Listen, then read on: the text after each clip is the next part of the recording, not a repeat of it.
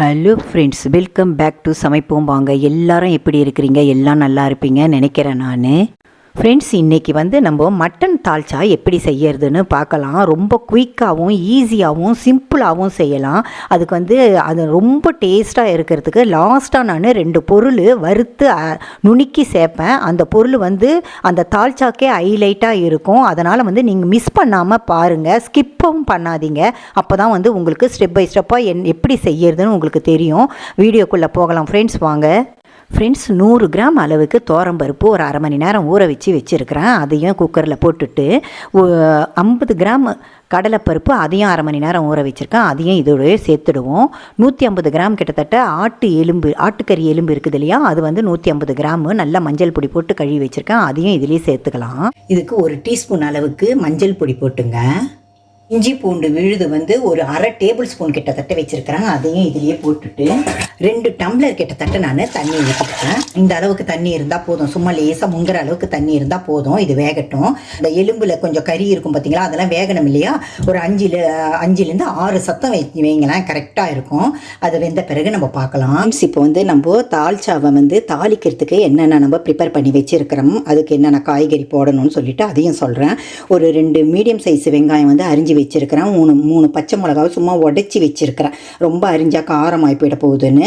அதுக்கப்புறம் தக்காளி, ஒரு 3 தக்காளி மீடியம் சைஸோட கொஞ்சம் பெரிய தக்காளி, ஒரு 2 கத்திரிக்காய் அரிஞ்சு வச்சுருக்கிறேன்.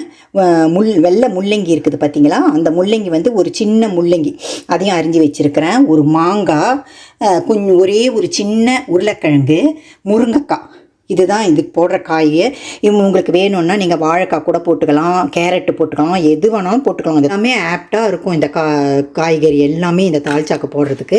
அதுக்கப்புறம் தாளிப்பில் ஒரு டேபிள் ஸ்பூன் அளவுக்கு இஞ்சி பூண்டு பேஸ்ட்டும் கருவேப்பிலையும் வச்சுருக்கிறேன். இப்போ 1 பை 1 நம்ம எப்படி செய்யறதுன்னு நம்ம பார்க்கலாம். தாளிக்கிறதுக்கு நம்ம ஒரு 2 டேபிள் ஸ்பூன் கிட்டத்தட்ட எண்ணெய் ஊற்றிக்குவோம்.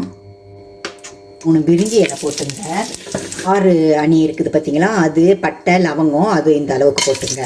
அதுலேயே கடுகும் போட்டு நம்ம தாளிக்கணும். 1 டீஸ்பூன் அளவுக்கு கடுகு போட்டிருக்கிறேன். ஒரு 1/4 டீஸ்பூனு வெந்தயம் போட்டிருக்கிறேன். ஒரு அரை டீஸ்பூனு சோம்பு போட்டிருக்கிறேன். சீரகம் ஒரு 3/4 டீஸ்பூன் போட்டிருக்கிறேன். நம்ம கருவேப்பிலையும் போட்டுக்கலாம். இது நல்லா எல்லாமே பொரிஞ்சிடுது. இப்போ வெங்காயம் போட்டுக்கலாம். தக்காளி பழமும் போட்டுக்கலாம்.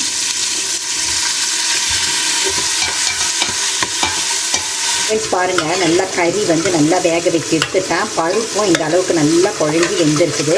இதை நம்ம காயெல்லாம் வெந்த பிறகு தான் ஆட் பண்ணணும். இப்போ நம்ம இதில் புதினா ஒரு கைப்பிடி அளவு புதினா கிள்ளி வச்சுருக்கிறேன், அதை போட்டுக்கணும்.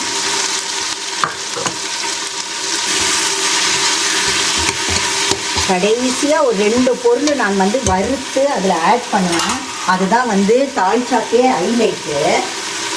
அதனால் கடைசி வரைக்கும் நீங்கள் ஸ்கிப் பண்ணாமல் பாருங்கள். கடைசி வரைக்கும் பார்த்தா தான் அந்த 2 சீக்ரெட் பொருள் என்னான்னு தெரியும். அதுதான் அவ்வளோ டேஸ்ட்டு கொடுக்கும் உங்களுக்கு தால்ச்சாக்கு.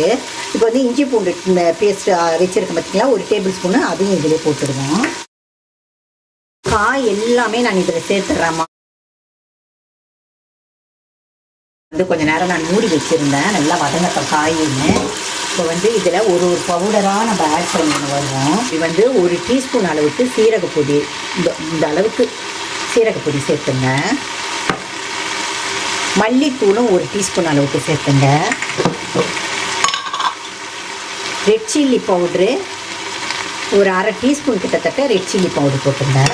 ஒரு எலுமிச்சப்பழம் அளவுக்கு நம்ம புளி ஊற வச்சு வச்சுருக்கேன். அது அப்போ காய் வெந்த பிறகு தான் நம்ம புளி சேர்க்கணும். இப்போ ஒரு 1.5 டீஸ்பூன் கிட்டத்தட்ட நான் உப்பு போட போகிறேன். இந்த காய்க்கு தகுந்தாப்போ சிக்கன் மசாலா, மட்டன் மசாலா, இல்லை கறி மசாலா எது வச்சுருந்தாலும் 1 டீஸ்பூன் அளவுக்கு நீங்கள் போட்டுங்க.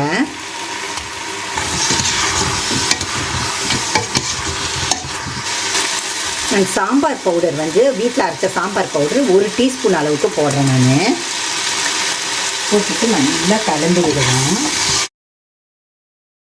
மூடிவிங்க. இந்த காய் கொஞ்சம் வதங்கட்டும், அதுக்கப்புறம் தண்ணி ஊற்றிக்கலாம். காய் வேகிறதுக்கு ஒரு 1.5 டம்ளர் நான் தண்ணி ஊற்றிருக்கிறேன். காய் வெந்த பிறகு பார்க்கலாம் ஃப்ரெண்ட்ஸ். காய் எல்லாம் பாதி வெந்ததும் நான் இந்த பருப்பையும் கறியும் இதிலே போட்டுக்கிறேன். ஊற்றிடுவேன். இதுலேயே மூடி வச்சுடுவோம். இன்னும் கொஞ்சம் நேரம் காய் வேகட்டும். ஃப்ரெண்ட்ஸ், கடைசியாக 2 பொருள் சேர்க்கணும்னு சொன்னோம் பார்த்தீங்களா, அதுக்கு டீஸ்பூன் அளவுக்கு மிளகு சேர்த்துக்குவோம். சீரகமும் 1 டீஸ்பூன் சேர்த்துக்கின்னு இதை கொஞ்சம் நல்லா நம்ம வறுத்துட்டு நுணுக்கி போடணும், அரைக்கக்கூடாது. ஃப்ரெண்ட்ஸ், காய் எல்லாமே வெந்துடுது நல்லா. இப்போ வந்து நான் ஒரு எலுமிச்சப்பழம் அளவுக்கு புளி ஊற வச்சு கரைச்சி வச்சுருக்கிறேன். அதையும் இதிலே ஊற்றிக்கலாம். ரொம்ப புளி ஊற்றாதீங்க, கொஞ்சமாக தான் புளி ஊற்றணும். இப்போ கொத்தமல்லி நம்ம ஒரு கைப்பிடி அளவு கொத்தமல்லியும் இதிலே போட்டுடலாம். இப்போ வந்து நம்ம கடைசியாக ஒரு சின்ன தாளிப்பு கொடுக்கணும். அதுதான் ஹைலைட்டு. நான் சொன்னேன் பார்த்தீங்களா, ஒரே 1 டீஸ்பூனு எண்ணெய் ஊற்றிங்க. நுணுக்கி வச்சுருக்குறோம் பார்த்தீங்களா மிளகு சீரகம், அதையும் இதிலே போட்டுங்க. போட்டுட்டு இது கொஞ்சம் நல்லா பொரியட்டும். ரொம்ப எண்ணெய் ஊற்றக்கூடாது. இதில் 4 கருவேப்பிலை போட்டுக்குவோம். இந்த அளவுக்கு வதங்கினா போதும். இந்த மிளகு சீரகம் கருவேப்பிலையும் இதை எடுத்து நம்ம இந்த குழம்புல போட்டுக்கலாம்.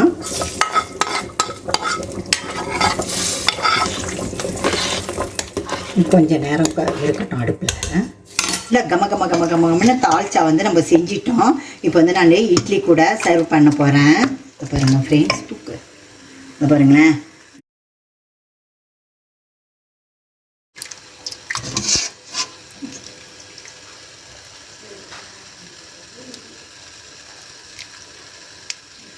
இப்போ நான் வந்து சாப்பிட்டு பார்க்குறேன் எப்படி இருக்குன்னு சொல்லிட்டு. நல்லா இந்த காய்கறிலாம் கூட வச்சு நம்ம சாப்பிட்டு பார்ப்போம்.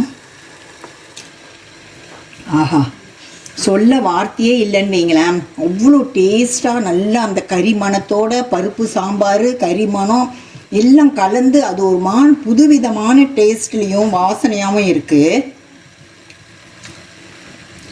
அவ்வளோ தோசைக்கும் நல்லா ஆப்டாக இருக்குது, இட்லிக்கும் நல்லா ஆப்டாக இருக்குது. இதே மாதிரி நீங்களும் ரசித்து செஞ்சு பாருங்கள் ஃப்ரெண்ட்ஸ். இதே மாதிரியே டிஃப்ரெண்ட்டான வீடியோவோடு உங்களை நான் சந்திக்கிறேன். ஓகே, நெக்ஸ்ட் வீடியோவில் பார்க்கலாம். தேங்க்யூ.